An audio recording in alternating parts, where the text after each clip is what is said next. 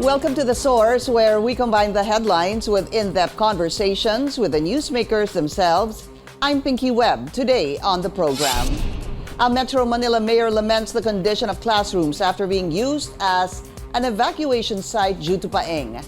And Muntinlupa City now under a state of calamity. Muntinlupa Mayor Ruffy Biazon joins us in the program. And later, a charity dinner concert to address children's malnutrition in the country. Former Senator Joey Lina tells us more later in the program.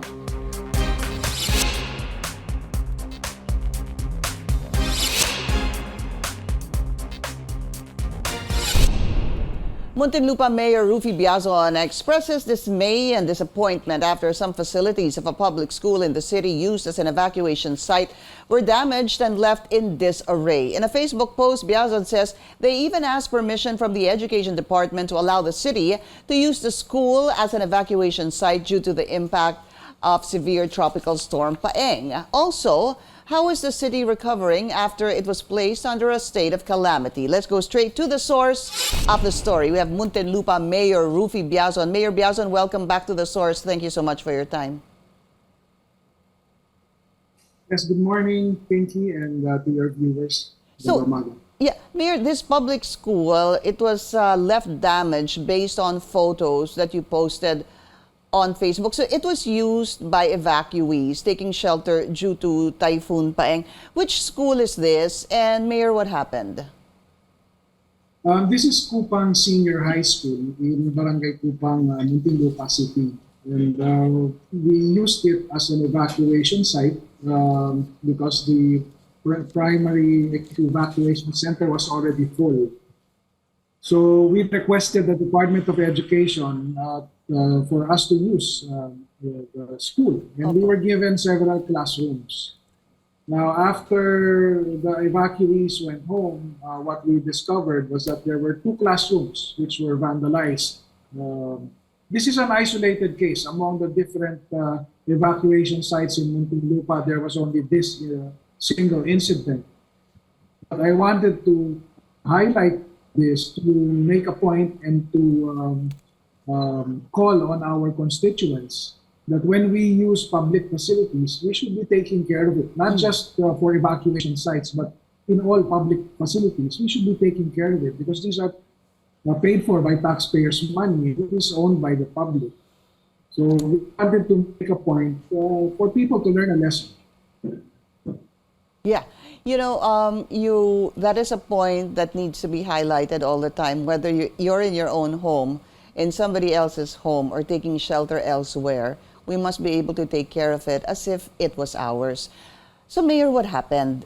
Why was the blackboard broken? Parang sinira po eh. It seems, it was, what was that? Was that punched? Yeah. Meron mo ba silang tinapon dyan? At bakit napakaraming basura?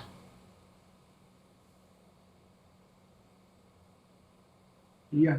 Well, yung sa basura, I would say na a majority of those in the evacuation site were responsible. No? They did not clean up after themselves. Yung naman sa blackboard, we've already pinpointed the person who did this. The profile is that he is a teenager, a minor, out of school.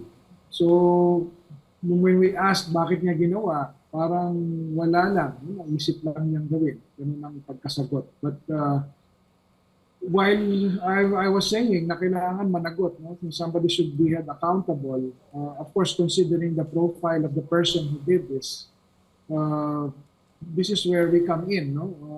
Wherein obviously medyo troubled yung bata. So we need to do some reform. To help him reform, we need to do some intervention. Ayaw naman natin na masira ang buhay niya just because of a thing like this. So it's a kid. We want to put him back on. Minor de edad po, Mayor, yung sumira ng blackboard. Yes, minor de edad. Yes, minor de edad. No? Kaya, siyempre, yung appropriate measure ang gagawin namin to make him accountable for this. And which is?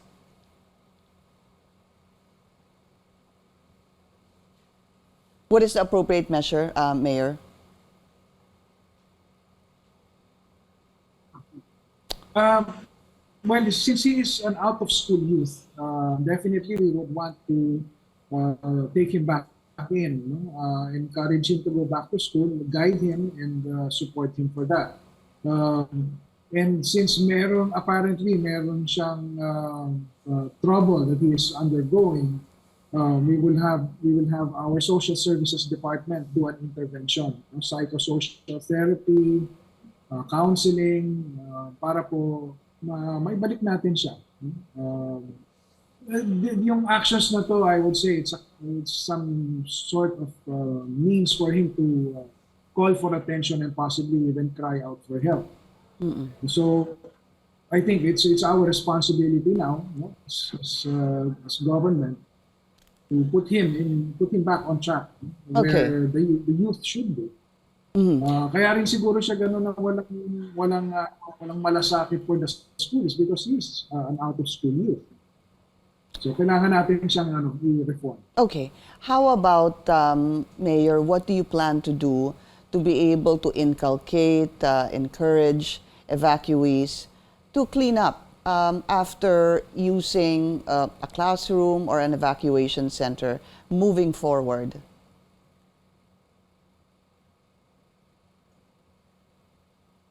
Yes, definitely we're going to use this incident as a launchpad for some sort of a campaign on how to be responsible, not just during the use of facilities for evacuation, but in general, having respect for public property. So this is a launchpad that we're going to do. And then tomorrow, I have called for a meeting with barangays and concerned city government offices for us to draw up improvements in the protocols with regard to the use of evacuation sites. We saw some areas where we can plug some gaps in the monitoring and management of evacuation and the evacuation sites. So because we don't want this to be repeated again, it should be a lesson that is learned, needs to be learned only once. So immediately with procedures, so that we can not just educate our constituents but also prevent future occurrences of this behavior. Opo. Mayor, those who have been evacuated, could you give us a picture? Have they all gone home? The weather has improved, pero meron ho ba mga bahay na nasira wherein evacuees are still forced to stay in particular evacuation centers?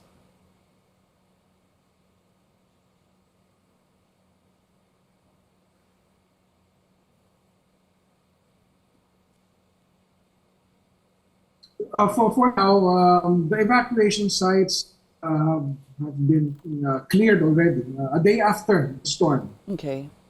In the communities, there are minimal reports of structural damage to homes.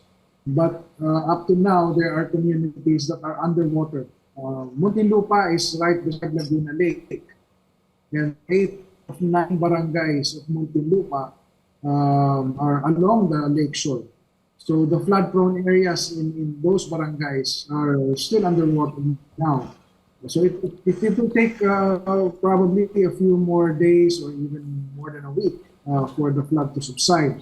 That's why we declared a state of calamity, for us to be able to open up access to funds to give assistance to these families who are now living in danger communities zones that are underwater. Opo. I want to talk about that. The ISF, the informal settlers families, I believe that's what they're called, no, ISF. And also, there was a tweet I saw, also important to talk about what to do with them. And are there funds that can be used by the LGU to be able to help move these residents living in danger areas? However, we need to take a very short break. This is The Source on CNN Philippines. Please stay tuned.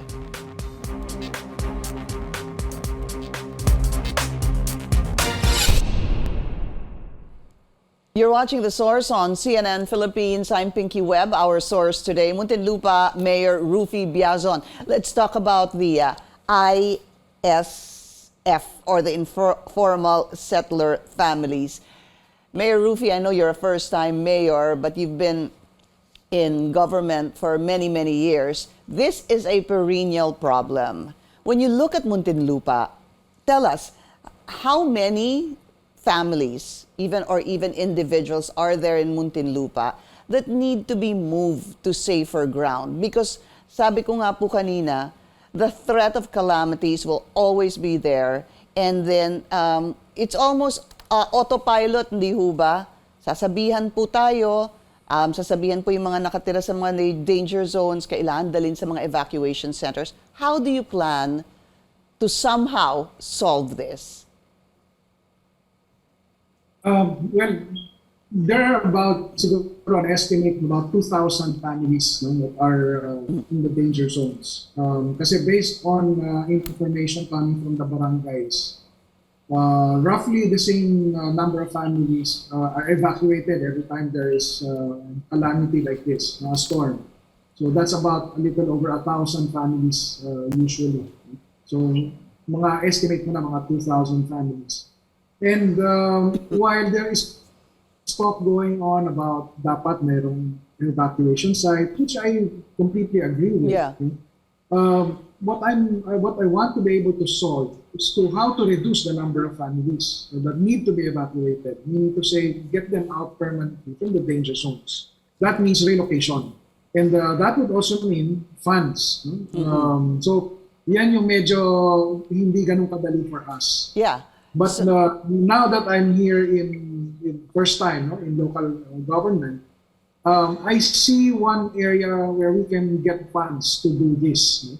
And I'm looking at the disaster funds as provided for in Republic Act 10121 or the Disaster Risk Reduction Management Law. Yung law kasi na yan mandates the setting aside 5% of a budget of an LGU to be used exclusively for disaster response, mitigation, everything that has to do with it, managing a disaster. But it is not clear really if you can use those funds For relocation. to relocate ISFs. Some of my people are telling me that we can stretch the interpretation of the law. But being a lawmaker myself, I know that distinct mark of a good law is that it is explicit, that it says exactly what you want to happen. So I think it should be considered that we do an amendment or an introduction of an amendment to that law for us to be able to tap into those funds that are already set aside. Some mitigation measure yung relocation.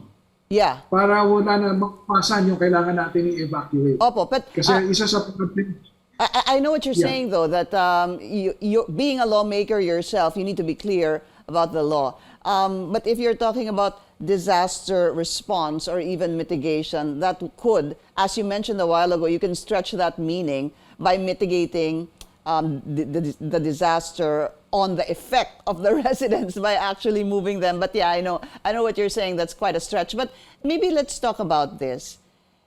Whose responsibility is it really to move the residents out of danger areas? Is it the LGU, sir?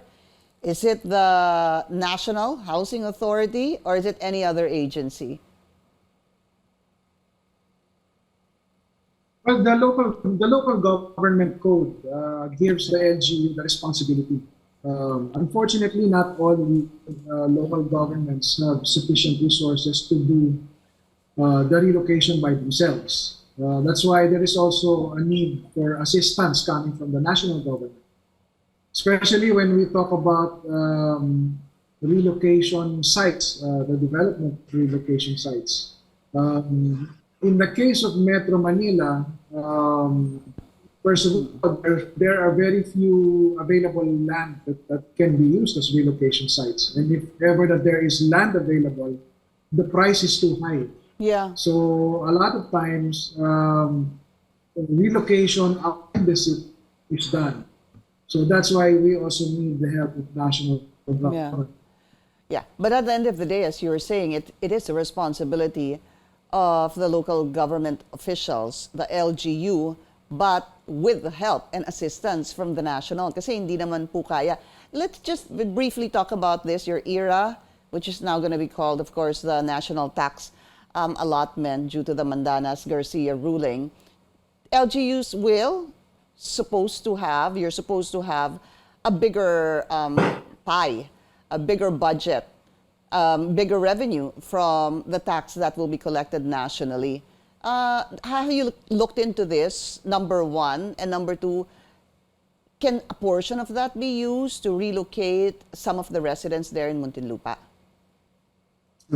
Yes, I'll answer the last question first. Yes, it can be used because if it will add to the fund of the local government. But then that's the theory of the Mandanas ruling. What we are going to face now, the reality is that our national tax allocation for 2023 is even lower than what we received in 2022. So because of the pandemic, sir, ruling, Mayor, because of the pandemic, mas mababa po dahil walang masyadong nakolektang tax, hindi ho ba?